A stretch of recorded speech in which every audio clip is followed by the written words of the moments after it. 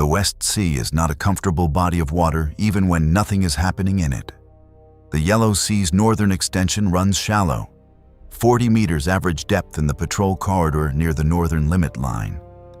And the bottom geology is silt and clay, which means that any significant wave action suspends particulate matter in the water column and turns the sonar picture into noise.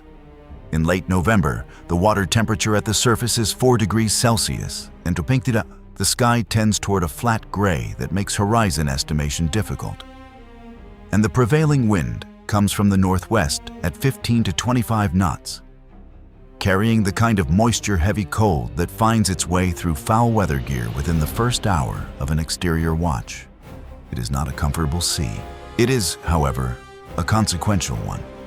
The northern limit line, the de facto maritime boundary between North and South Korea, runs approximately where the Cook Inlet runs in Alaska. Close enough to both coasts to feel like a corridor rather than open ocean, with the North Korean coast visible to the north in conditions of good visibility, and the South Korean islands of the West Sea Archipelago visible to the south. USS Stethem has been operating in support of combined USROK naval exercises for 11 days. Her patrol station is 43 nautical miles south of the NLL.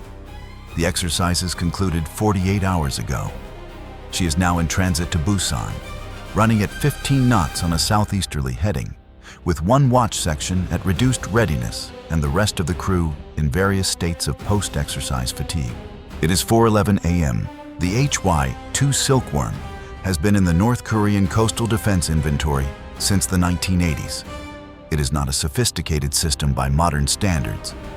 Subsonic at Mach 0.9, radar-guided, predictable flight profile, large radar cross-section. Every Aegis-equipped surface combatant in the U.S. Navy has engaged simulated HY-2 profiles in training exercises. The intercept probability against a Silkworm for an SM-2 missile is assessed in doctrine at 95%. The HY-2 is considered a legacy system, its effectiveness degraded by age and the predictability of its guidance algorithm. It is the kind of missile that gets briefed in threat assessments as a secondary concern behind the more capable systems in the North Korean inventory. The 513-kilogram warhead on the HY-2 is not a secondary concern. The North Korean battery commander does not use a sophisticated launch procedure. The Silkworm is fired from a mobile launcher parked on a coastal bluff approximately 14 kilometers north of the NLL, on a bearing that puts the Stethem's last known position, acquired by coastal radar 6 minutes ago. At the center of the missile's acquisition zone, the battery has been observing the ship's transit. The Stethem's reduced readiness posture has made its radar emission profile quieter than a fully operational ship. The battery commander interprets this as an opportunity. At 4:09 a.m., the launcher fires. The Stethem's SPY-1D radar detects the Silkworm launch 14 seconds after ignition, as the missile clears the coastal terrain, masking that has been shielding the battery's radar emissions. The EW operator classifies the incoming contact in 6 seconds. HY-2 profile, bearing 340, range 22 miles, closing at Mach 0.9. The ship is at reduced readiness. The time between missile detection and the point at which the SM-2 must be in the air is 61 seconds. The time required to bring the VLS to full engagement readiness from the reduced posture is 45 seconds. The margin is 16 seconds. The general alarm sounds at 4:09:17 a.m. 16 seconds is not enough time for the watch team to confirm, sequence, and fire. The procedure requires 18 seconds minimum. The SM-2 launches 2 seconds late. The Silkworm's radar seeker acquires the Stethem at 11 miles. The missile locks and begins its terminal phase approach, a flat sea-skimming run at approximately 20 meters above the wavetops, directly toward the bow. The SM-2 intercept geometry is affected by the 2-second delay in launch. The missile is attempting an endgame intercept at closer range than optimal, with a higher closure rate and a narrower engagement window. The SM-2's proximity fuse fires. The expanding rod warhead detonates 8 meters from the Silkworm's airframe. 8 meters is inside the effective radius of the SM-2's warhead. The Silkworm's airframe is structurally compromised. The expanding rod elements shred the midship section, severing the guidance antenna connection and disabling the fuel system's aft feed valve. The missile does not detonate, but it does not stop flying. A 513-kilogram missile airframe, still carrying approximately 60 kilograms of residual propellant, now structurally severed at the midship but still moving forward at Mach 0.9, maintains its forward vector through kinetic energy alone. The front half of the Silkworm, the warhead section, approximately 190 kilograms of shaped charge and steel casing, continues downrange. It strikes the Stethem's bow at frame 12, port side, 6 feet above the waterline. The warhead does not detonate on contact. The fusing system, designed to function on a full velocity impact, receives insufficient deceleration signal from the damaged airframe's reduced terminal velocity to trigger the contact fuse. The impact is kinetic. A 190-kilogram steel and explosive package hitting the hull plating at approximately Mach 0.6. The hull plating at frame 12 is 19 millimeters HY-80 steel. The impact punches a hole approximately 40 centimeters in diameter through the plating, drives the warhead section 1.4 meters into the ship's interior before the bulkhead structure at frame 14 stops it, and transfers the remaining kinetic energy as a shock wave into the surrounding hull structure. The warhead section comes to rest in the forward damage control locker, embedded in the port bulkhead. Surrounded by the DC equipment, it is just rendered inaccessible. The forward damage control locker is directly adjacent to the firemain riser, serving the forward third of the ship. The impact deforms the firemain riser, fitting at frame 12, sufficiently to crack the elbow joint, where the vertical riser connects to the horizontal main. The crack is not a rupture. It is a stress fracture across 60% of the fitting's cross-sectional area. At 90 pounds per square inch operating pressure, a 60% stress fracture across a 4-inch pipe elbow produces a failure timeline measured in minutes. The fitting will fail completely. The question is when. The second question, the one already answered, is what is flooding through the 40-centimeter hole in the hull? At the ship's current draft of 4.9 meters, the hull penetration at frame 12 is 6 feet above the actual waterline. In calm water, this would not produce immediate flooding. The West Sea is not producing calm water. The ship is moving at 15 knots into a northwest wind, generating a 1.5-meter chop. And the bow-on heading means the penetration is submerging on every third wave as the bow pitches into the sea. Each submersion sends a pulse of seawater through the hole, into the forward DC locker space, and across the deck toward the frame 12 bilge. The ingress rate is irregular, not a steady flow, but a surge and pause cycle tied to the wave period. Average ingress, approximately 40 gallons per wave cycle, 1 cycle every 8 seconds. Average rate, 300 gallons per minute. And sitting in the forward damage control locker, nose down in the port bulkhead, is a warhead that is not detonated. The EOD team is in Busan, 43 nautical miles away. The Stethem does not have an EOD team aboard. The ordnance safety officer arrives at the forward DC locker at 4:14 a.m., moving through the forward passageway in battle gear with a battle lantern, and the kind of deliberate pace that indicates a person managing their own response to a situation they did not plan for. The space is lit in emergency red. The water on the deck is already at 3 inches, surging with each wave impact that sends a fresh pulse through the hull penetration. The warhead section is visible in the port bulkhead, a gray-painted cylinder approximately 60 centimeters in diameter, with 80 centimeters of length visible above the steel it is driven into, surrounded by impact deformation that has folded the bulkhead steel inward like a tightly closed fist. The fuse assembly is embedded in the bulkhead. The warhead is not making any sound. It is simply present, in the way that unexploded ordnance is present, completely and without negotiation. The ordnance safety officer makes his assessment in 90 seconds. The warhead has not armed. The impact fuse requires a specific deceleration profile to trigger, and the structurally compromised terminal flight has not produced that profile. The safe/arm indicator on the warhead body, visible through the deformed bulkhead steel with the battle lantern, reads safe. He cannot verify the internal fuse state without equipment he does not have. He can verify the external indicator. He picks up the sound-powered phone to DC Central. DC Central, OSO. Warhead is externally indicating safe. I assess low probability of sympathetic detonation from shipboard operations. Cannot confirm internal fuse state without EOD equipment. Recommend treating as live and maintaining distance, but flooding response must proceed. The water will reach the frame 12 fire main elbow before we get EOD aboard. In DC Central, the chief engineer has been building the damage picture since 4:09 a.m. It is a single penetration with two consequences: flooding from the hull breach and a compromised fire main riser that will fail on its own timeline. But those two consequences, if unaddressed, produce a cascade. Flooding forward increases bow-heavy trim. Hull penetration submerges more frequently. Flooding rate increases. Fire main elbow fails completely. Fire main now feeding the flooding space instead of serving firefighting. DC team loses firefighting capability in the same space they are dewatering.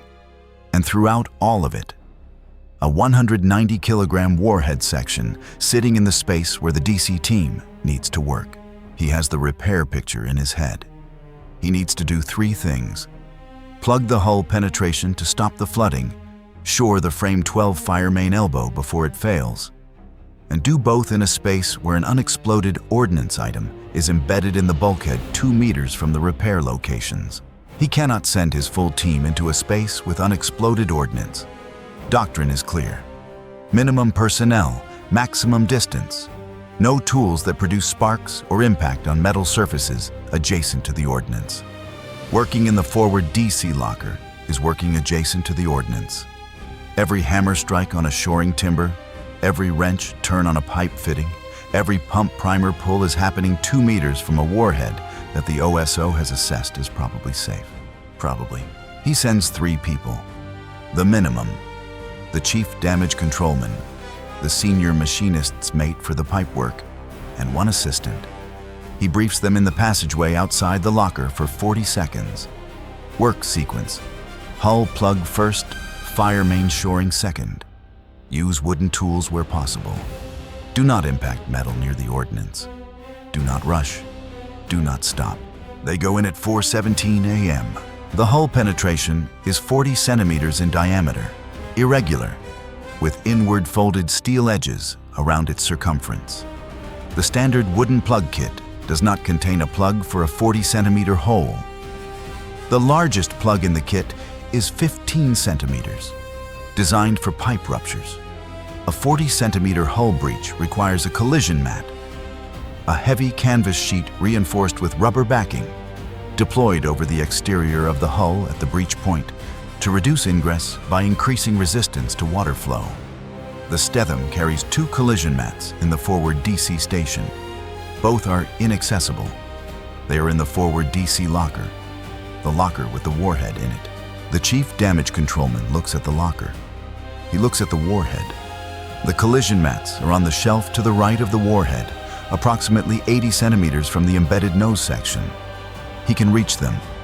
He would have to move past the warhead to do it. Placing his body within 40 centimeters of the ordnance's side aspect, the OSO said the fuse is safe. The OSO said the probability of sympathetic detonation is low. Low is not 0. He steps past the warhead. He takes both collision mats off the shelf. He does not look at the warhead as he moves. He steps back out of the locker space and begins preparing the exterior deployment. The collision mat deployment requires positioning the mat over the breach from outside the hull. In 4 degrees seawater with a 15-knot wind and 1.5-meter chop, putting people in the water is not acceptable. The anchor chain hawse runs from the forecastle deck, down through the hull near frame 10, close to the breach at frame 12. If the mat's positioning line is attached to the hawse chain and fed from the forecastle, it can be guided into position from above without putting people in the water. 2 sailors on the forecastle deck in the cold and dark, paying out line, lowering the mat over the bow and guiding it aft along the hull to frame 12, while the chief positions it from inside by sound and feel through the hull penetration. This technique is not in any manual. The chief damage controlman works it out from the geometry of the hawse and the mat in approximately 20 seconds. He tells the assistant what he needs. 2 lines, 50-foot minimum, attached to the mat's positioning grommets, run forward to the forecastle hawse and fed through the hawse pipe from the forecastle deck.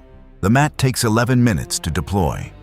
The water ingress drops from 300 gallons per minute to approximately 80 gallons per minute. The mat is not a perfect seal over an irregular breach in a moving sea, but it reduces the surge volume significantly. The bilge pump manages 80 gallons per minute. The space is no longer flooding, it is draining. While the collision mat deployment is in progress, the senior machinist's mate is working the firemain elbow at frame 12. The elbow joint, the cracked fitting between the vertical riser and the horizontal main, is under 90 pounds per square inch. The crack is 60% through the fitting wall. He cannot replace the fitting without isolating and draining the entire forward firemain loop, which removes the ship's firefighting capability in the space they are currently working. He cannot apply heat or any spark-producing tool. The presence of the unexploded ordnance 2 meters away makes that unacceptable. He cannot use a standard speed patch. The geometry of an elbow fitting does not accept a flat patch. He uses 3 large hose clamps, the largest in the DC inventory at 6-inch band diameter, positioned over the crack location and tightened progressively to increase the compressive load on the cracked section. This is not a procedure in any manual. Hose clamps are not rated for 90 pounds per square inch firemain pressure on a cracked pipe elbow. The physics, however, are sound. The compressive band load from the clamps reduces the net tensile stress on the cracked section, slowing crack propagation. The fitting will not hold indefinitely. It will hold long enough. He tightens the clamps using a manual screwdriver, not a ratchet or impact tool. Specifically to avoid the metallic impact noise a ratchet produces near the ordnance 2 meters away. 3 clamps, 47 turns each. His right hand cramps at the second clamp. He switches hands. At 4:31 a.m., the chief engineer inspects the forward DC locker space. Water level, 2 inches and dropping. Firemain elbow, holding. Warhead, unchanged. External indicators still reading safe. The flooding source is controlled. The firemain is shored. The space is being dewatered. The Stethem reduces speed to 8 knots to reduce dynamic loading on the collision mat and the bow hull structure. The commanding officer notifies the battle group commander and requests immediate EOD support from Busan. The EOD team launches by helicopter at 4:58 a.m. and arrives aboard at 5:41 a.m. They assess the warhead in 12 minutes and formally confirm what the ordnance safety officer assessed at 4:14 a.m. The fuse is in the safe position. The warhead is inert. Sympathetic detonation risk is negligible. The chief damage controlman learns this at 5:53 a.m. He is standing in the forward passageway outside the DC locker, drinking cold coffee. He does not visibly react to the information. He finishes the coffee. The warhead is secured in place by the EOD team using structural foam injected around the nose section, a field expedient to prevent movement of the embedded section during the transit to Busan. It remains in the ship's bulkhead for the entire 43 nautical mile transit. It will be removed by a yard EOD team under controlled conditions. The damage to the Stethem is permanent in some places and repairable in others. The hull breach at frame 12 will require a steel insert plate welded into position, a full plating thickness check of the surrounding structure, and an inspection of the internal framing at frames 10 through 14. The frame 12 firemain elbow will be replaced during the same availability. The forward DC locker will require a complete refit. The bulkhead the warhead is embedded in will be cut out and replaced as a unit. And the entire DC equipment inventory in the space, treated as potentially contaminated by the warhead's propellant residue, will be disposed of and replaced. The hose clamps are still on the firemain elbow when the Stethem reaches Busan. The yard team removes them during the repair availability and finds the crack has propagated an additional 8% since the clamps were installed. From 60% through to 68%. The clamps held the fitting at a 60% failure state for 1 hour and 52 minutes of transit. If the fitting had reached full failure during that time, the firemain would have been discharging into the forward DC locker space at 300 gallons per minute, adding to the flooding instead of controlling it. The mat alone would not have been enough. The bow trim would have increased, submerging the breach more deeply, accelerating the flooding beyond dewatering capacity. The sequence from there is not recoverable. 3 hose clamps, 47 turns each by hand, in a space with an unexploded warhead embedded in the bulkhead 2 meters away, using a manual screwdriver in the dark to avoid producing metallic impact noise near the ordnance. The machinist's mate's right hand cramped for 2 days afterward. He did not report it as an injury. He reported the repair as complete. 1 HY-2 Silkworm airframe impacted at frame 12, port side. 1 hull penetration, 40 centimeters diameter, 6 feet above the nominal waterline. 1 unexploded warhead section embedded in the forward damage control locker bulkhead. 3 DC personnel working in the ordnance presence zone. 11 minutes to deploy the collision mat over the breach using the anchor hawse as positioning guide. 3 hose clamps installed on a 60% failed firemain elbow. 1 hour, 52 minutes of transit from repair completion to Busan yard arrival. EOD team confirmation of safe fuse status at 5:53 a.m. Ship status operational. The Stethem's commanding officer submitted the damage report to 7th Fleet that afternoon. In the section for lessons learned, he wrote 1 sentence. The forward damage control team entered a compartment containing unexploded ordnance, assessed the risk, made a professional judgment, and performed the repairs that preserved the ship. He did not elaborate. The sentence did not require elaboration. Some things are accurately described in a single sentence, and this was one of them. The collision mat deployment using the hawse as a positioning guide is not in any damage control manual. The hose clamp approach on a cracked pipe elbow is not in any damage control manual. They exist because 3 people stood in emergency red lighting with 4 degrees seawater splashing at their boots and worked the problem with what they had. In a space where they had every professional and personal justification to work more slowly or not at all, and chose to work faster instead. The forward DC locker was rebuilt at the Busan yard facility over 6 days. The new locker has the same layout as the old one, the same shelf configuration, the same equipment inventory. One addition, a laminated card on the inside of the locker door, printed by the chief damage controlman from memory. It is not an official procedure. It describes the collision mat deployment technique using the anchor hawse as a positioning guide. It has no official designation, no technical manual reference, no approval signature. It has a date. And below the date, in the space where a signature would normally go, it simply says, "It worked."